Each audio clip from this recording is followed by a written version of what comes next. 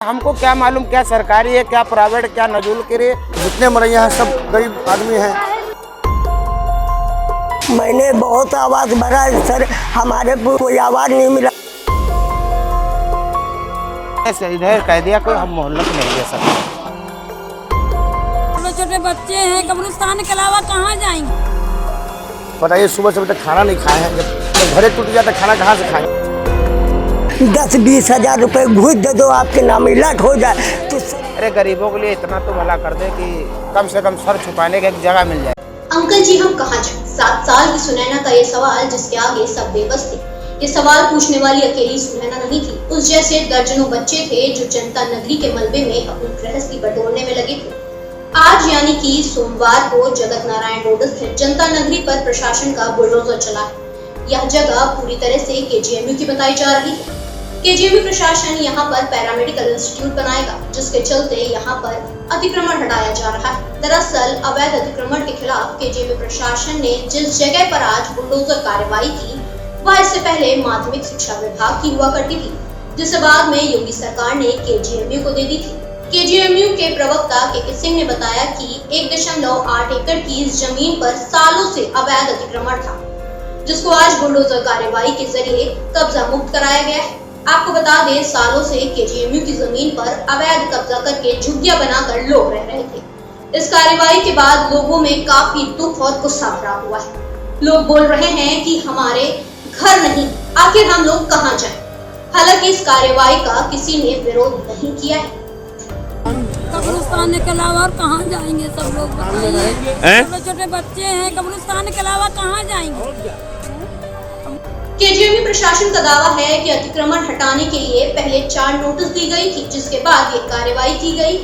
लेकिन केजीएमयू की इस कार्रवाई पर जिनका आशियाना टूटा है, उन्होंने खुद को यही का नागरिक बताया और सरकार से अपने लिए छत की मांग की। जगत नारायण रोड शिक्षा विभाग झोपड़पट्टी, शिक्षा विभाग के अंदर से झोपड़पट्टी जनता नगरी। कब से रह रहे थे ये यहाँ पर? कम से कम 35 सालों से सब रह रहे थे। खाली करने के लिए ये है कि केजीएमयू कहने लगे कि ये जगह हमारी है और आप लोग खाली कर दीजिए, जबकि हम लोगों ने नहीं पता था कि केजीएमयू की है कि सरकारी है। हम लोग यहाँ पर पक्का निर्माण बना करके रह रहे थे, तो हम लोग ये कह रहे थे सर ऐसा है, हम नहीं हम विरोध करेंगे, लेकिन कॉलोनी कहीं ना कहीं हमको आवंटन करा दी जाए, जो हम लोग चले जाएं वहाँ पर अपने बच्चों को लेकर। फिर ऐसा सर हमने मेडिकल कॉलेज से कुछ लोग गए वहाँ पर, तो मेडिकल कॉलेज जब जा करके कुछ लोग कहने लगे कि सर बच्चे पढ़ाई कर रहे हैं तो थोड़ी हमको साल भर की मोहल्ला दे दी जाए, तो उन्होंने इधर कह दिया कोई हम मोहल्ला को नहीं दे सकते। तो सर कोई ना कोई सब बात तो हम रखेंगे ना, हम किसके आगे कहेंगे? हम तो योगी से डायरेक्ट कह रहे हैं कि योगी साहब हमारे मुख्यमंत्री हैं, यहाँ के राजा हैं। अरे गरीबों के लिए इतना तो भला कर दे कि कम से कम सर छुपाने की एक जगह मिल जाए। इतने ये गरीब ना होते तो मड़ैया में रहते क्यों सर? और ये तो योगी का कहना, हम तो कभी कभी न्यूज़ सुनते हैं कि हमारे मुख्यमंत्री कहते हैं कि जब तक किसी का आशियाना जो बस रहा है तो उसको जब तक आशियाना मिल ना जाए तब तक उजाड़ा ना जाए। लेकिन हम लोगों को कुछ नहीं, हमको क्या मालूम क्या सरकारी है क्या प्राइवेट क्या नजूल के लिए। हाँ हम लोग रह रहे थे 30 सालों से। जिनके घरों पर आज बुलडोजर चला है, उनमें से अधिकांश परिवार के पास रहने के लिए कोई दूसरा घर नहीं है। इनमें से कई गंभीर बीमारी से पीड़ित भी हैं। कुछ तो ऐसे हैं जिनका रोजगार यहीं से चलता था, लेकिन बुलडोजर कार्रवाई के बाद अब कुछ नहीं बचा। ऐसा नहीं था कि यहाँ रहने वालों ने कहीं और बसने की कोशिश नहीं की, लेकिन उनमें से कईयों को सरकारी योजनाओं का लाभ तक नहीं मिला।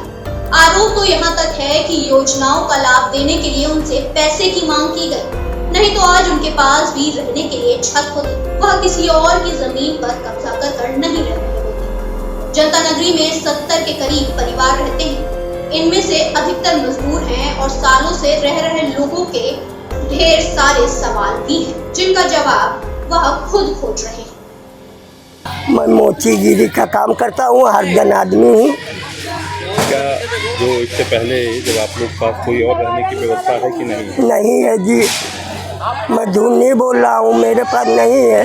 कभी कोई जो है आवास के लिए या कभी किसी ने मैंने बहुत आवाज़ भरा है सर, हमारे कोई आवाज़ नहीं मिला। कागज इधर उधर ये मरैया में खो गए हैं। मेरा एक बार मायावती को वो दिन में कॉलोनी में फॉर्म भरा, वो मेरा इंक्वायरी भी आया सर। मैं वहाँ मेडिकल में फंसे रहे, मुझे आए साइन करा के चले गए। मैं अनपढ़ आदमी हूँ सर, वो साइन करा के ले गए। कुछ लोगों ने कहा इनको कुछ 10-20 हज़ार रुपये घूस दे दो, आपके नाम इलाज हो जाए। तो सर मैं मरीज देखी कि उनको घूस दी, वो उनके पीछे पीछे मैं दौड़ के गई। मैंने कहा सर किंचा बात तो सुनो, कहीं मैं नहीं सुनूंगा। आज भी मेरे पास मायावती वाली कॉलोनी के फॉर्म भी है, कहीं सब दबा है। यहाँ हम 15 साल से हैं। अभी क्या दिक्कत है, कहाँ जाएंगे? दिक्कत यही है कि हम कल गांव से आए हैं, एकाएक आए ना, कुछ बताया न होता है, तोड़ना शुरू कर दिए। पहले से तो आपको जानकारी तो नहीं होगी इस बात में? जी नहीं, हम तो गांव थे, हमको जानकारी नहीं थी। भले मैडम यहाँ थे, उनको हमको नहीं थी। और बच्चे सब अभी पढ़ाई स्कूल के थे। बताइए सुबह से अभी तक खाना नहीं खाए हैं। जब घरे टूट गया तो खाना कहाँ से खाएंगे? बिस्किट खा कर जिंदगी गुजार रहे हैं सर। जितने मरैया हैं सब गरीब आदमी हैं। कोई अमीर होता तो मरैया में रहता सर।